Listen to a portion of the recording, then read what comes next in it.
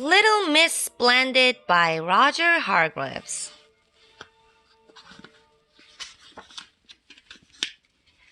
Nothing was too good for little Miss Splendid.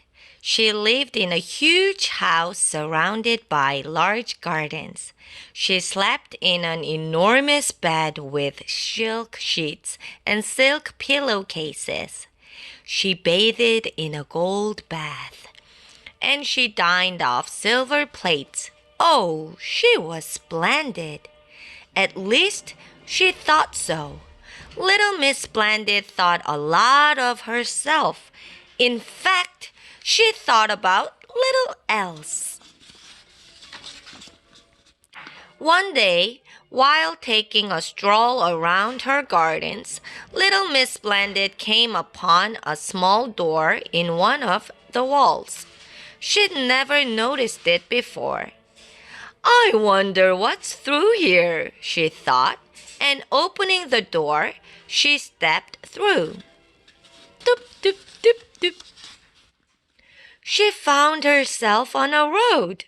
Along came Mr. Small, out for a short walk. Good morning, he remarked politely, raising his hat. Little Miss Splendid stuck her nose even higher in the air and walked past him as if he wasn't there. What a common little man, she thought to herself. She came to a bus stop. Mr. Happy and Mr. Daydream were waiting for a bus into town.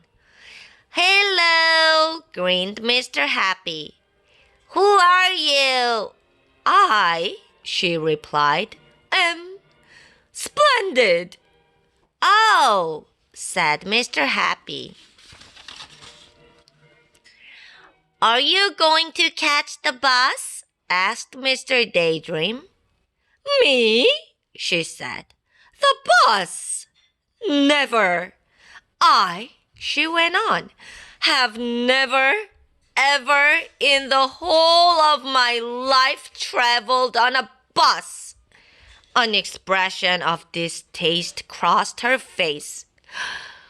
You have to sit next to people on buses, she went on, and that would never do. Oh, said Mr. Happy, and scratched his head. He couldn't think of anything to say. Miss Splendid walked off with her nose very high in the air. Miss Splendid arrived in town. She looked at herself in all the shop windows as she walked down the street. I must say, she thought to herself, I do look absolutely splendid. And then something caught her eye.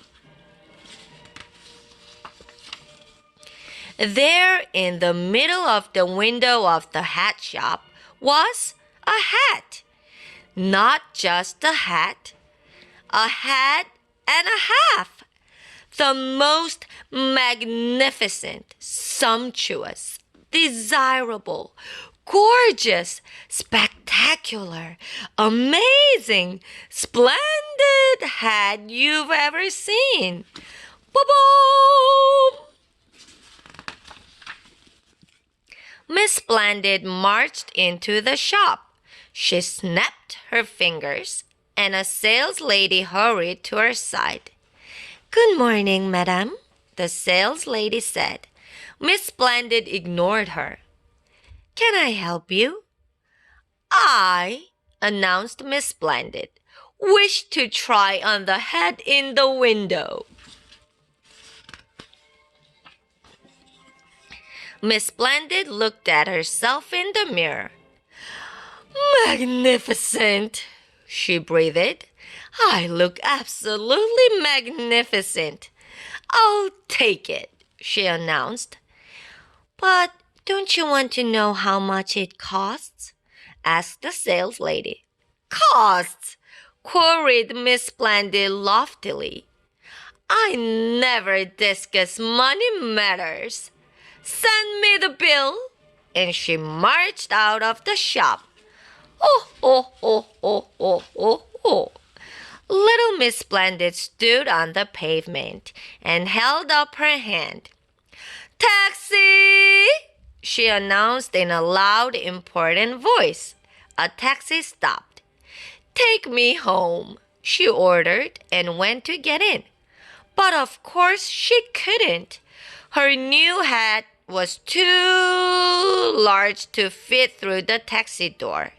"Driver," she said, "you should purchase yourself a larger taxi." "In the meantime," she went on, "I shall walk."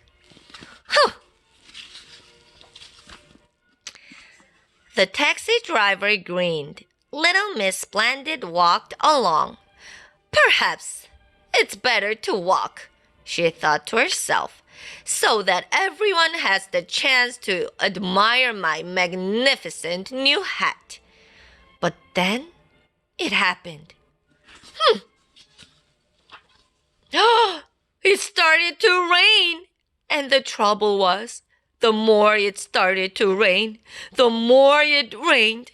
And the trouble was, the more it rained, the more Miss Splendid got wet.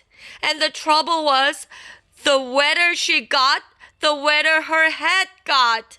What a sorry sight. Don't you agree?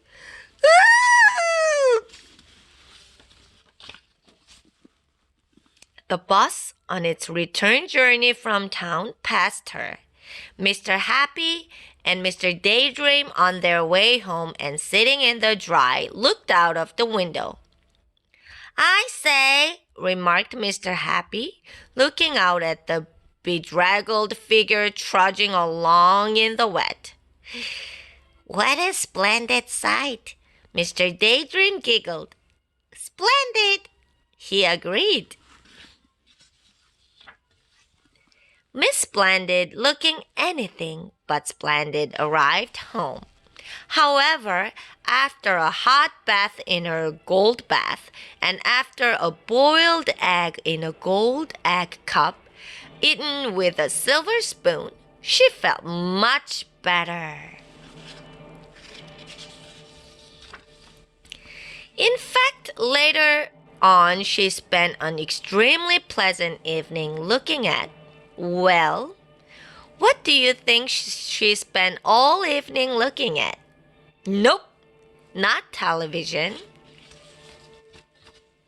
Herself in the mirror.